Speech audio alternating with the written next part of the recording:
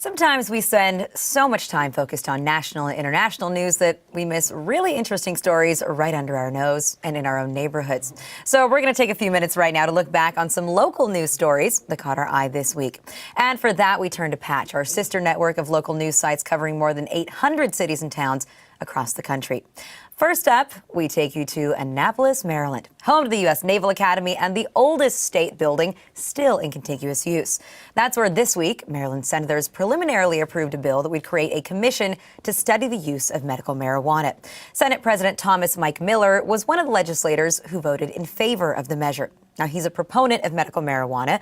A comment that he made earlier this week might explain why. Check out this video from local news site Towson Patch.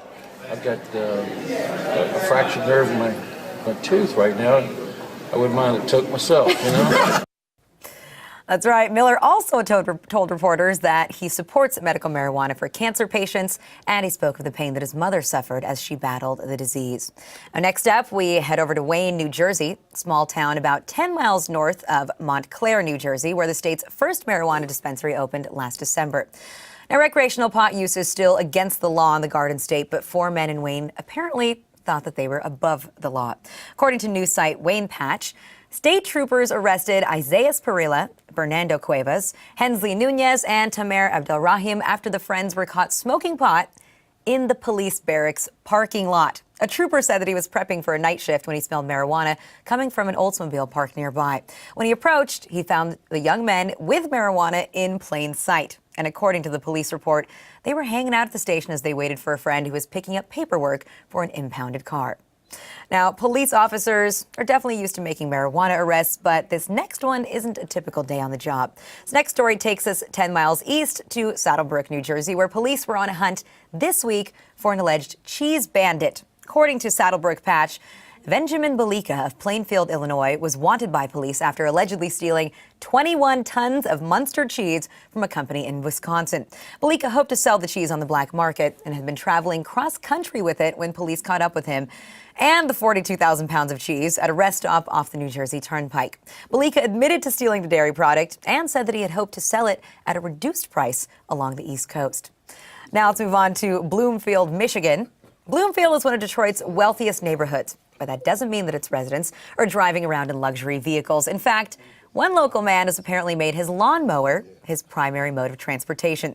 According to Bloomfield Patch, Roy Walton was arrested last week after officers spotted him riding his lawnmower and charged that he was operating it while intoxicated. Now, you might think that a man has a right to ride his lawnmower drunk if he wants to, but not apparently when he rides it to the local Rite Aid. Police officers on patrol found Walton's lawnmower parked on the sidewalk outside the drugstore, and they waited for him to leave and ride off on it before arresting him.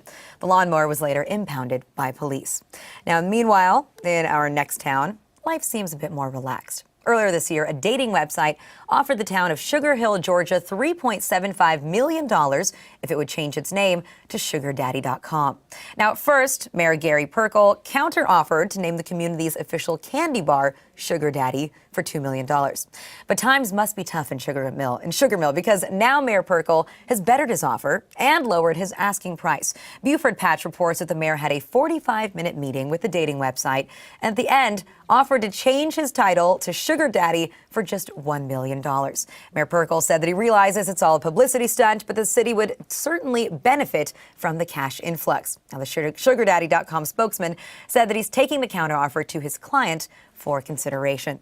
And finally today, we take you to the West Coast, to La Jolla, California, which is a beachside community just outside of San Diego.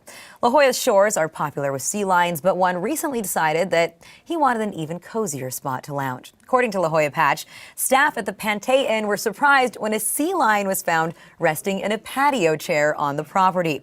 Rescuers say that they think that the sea lion pup either climbed up steep rocks or a set of stairs to get to the street level. SeaWorld San Diego was called in to rescue the pup, which was found malnourished and dehydrated, and they expect to release him back into nature in just a few days.